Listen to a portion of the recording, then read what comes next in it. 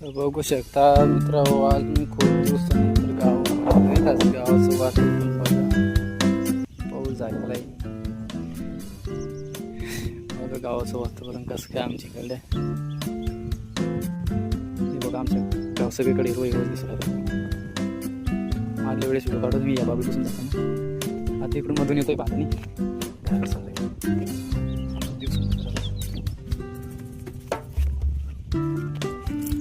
तर बघू शकता मित्रांनो, आज मी खूप दिवसानंतर गावाचं वातावरण बघा.